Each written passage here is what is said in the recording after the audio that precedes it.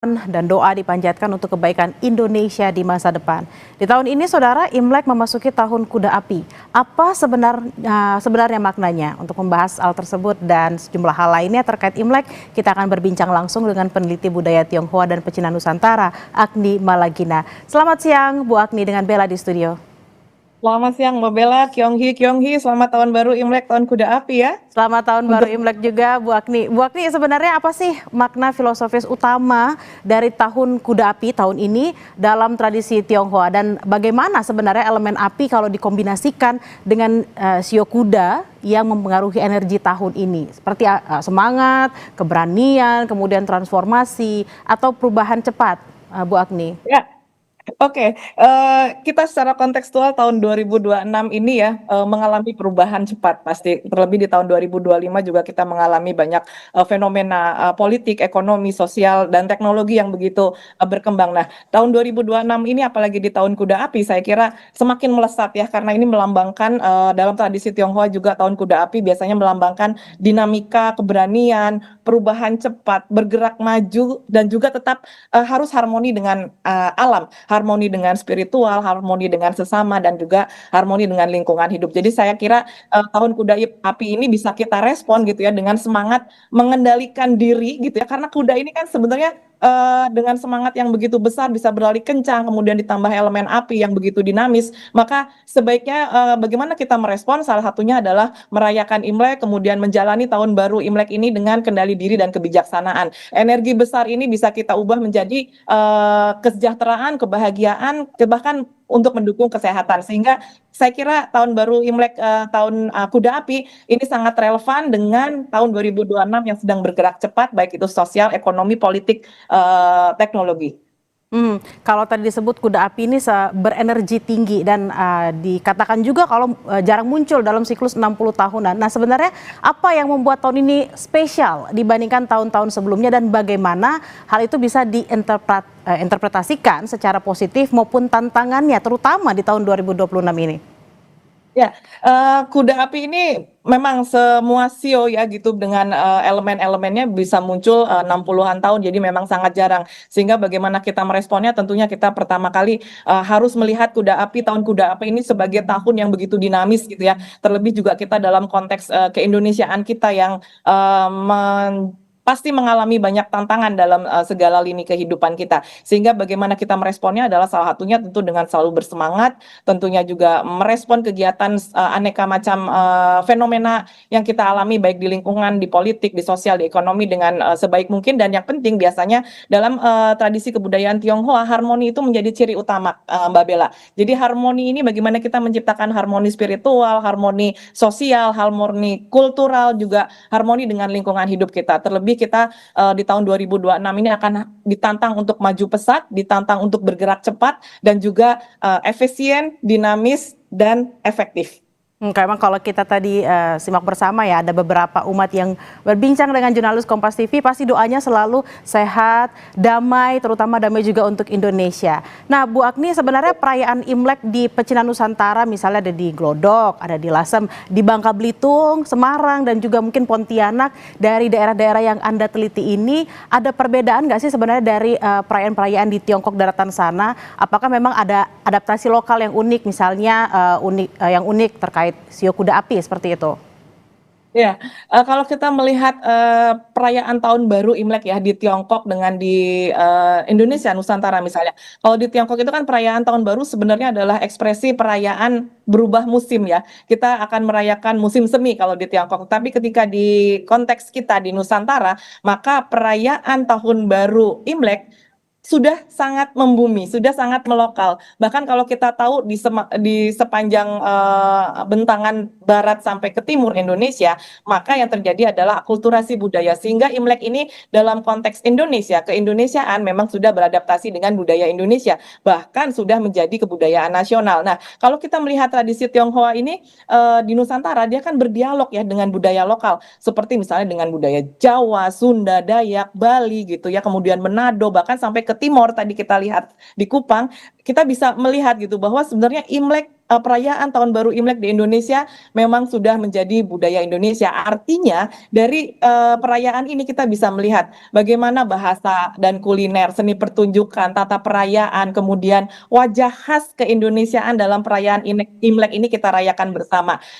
Termasuk kalau kita lihat di mall ya gitu, walaupun dengan lampion merah dan lain-lain, tapi tetap masih ada perayaan-perayaan yang menggambarkan dia bagian dari kebudayaan yang berakulturasi, penggunaan kebaya encim dan kain batik, kemudian makanan lontong cap gomeh yang hanya ada di Indonesia saya kira, sehingga hal ini menyampaikan pesan sebenarnya perayaan Imlek kita adalah perayaan keberagaman. Kita saling merayakan, bangsa Indo saling merayakan, sehingga Imlek juga menjadi ruang temu budaya yang memperkuat semangat Bhinneka Tunggal Ika.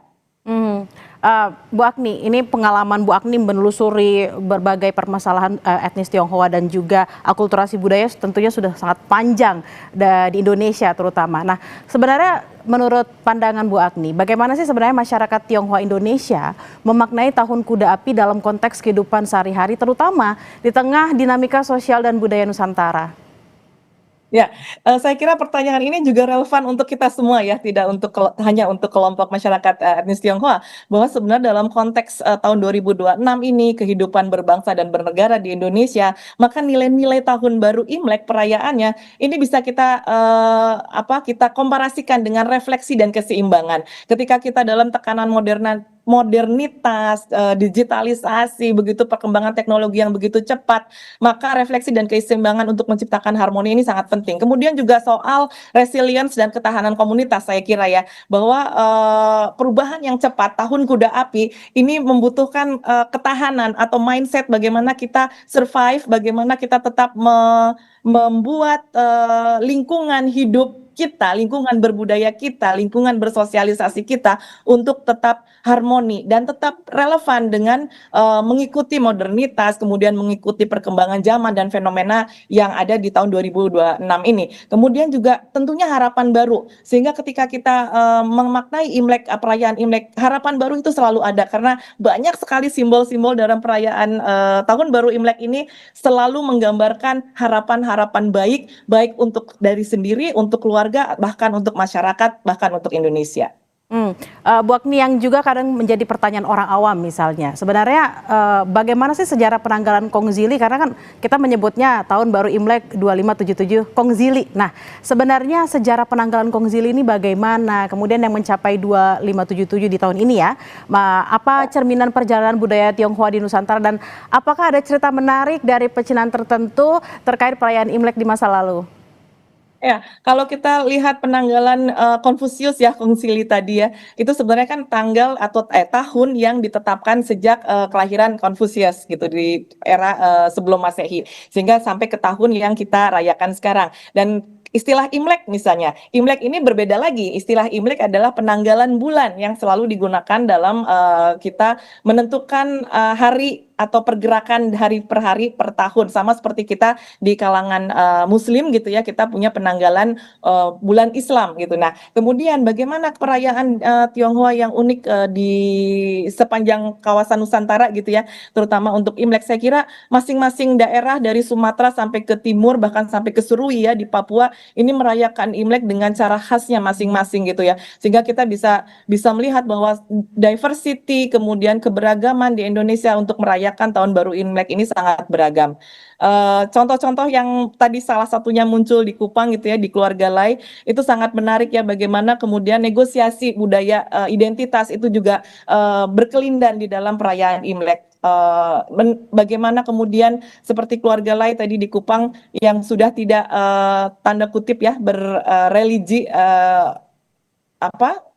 kebudayaan Tionghoa religinya gitu ya, seperti misalnya Tridharma, tapi mereka sudah memeluk agama lain tetapi tetap merayakan Imlek itu sebagai ekspresi budaya. Bagaimana menghormati leluhur, menghormati orang tua, dan bagaimana menghormati kebudayaan. Ya, ini merupakan contoh baik seperti mengingatkan pada kita semua bahwa kita hadir, budaya kita ada, pasti ada akar yang harus kita ingat. Terakhir Bu Agni, ini mungkin tidak hanya untuk masyarakat Tionghoa yang saat ini sedang berimlek, tapi juga masyarakat kita pada umumnya. Ini kita tahu masyarakatnya multikultural di Indonesia. Bagaimana Tahun Kuda Api ini bisa jadi momentum untuk memperkuat persatuan, toleransi, dan kolaborasi antar etnis, terutama setelah pengalaman sejarah diskriminasi terhadap komunitas Tionghoa?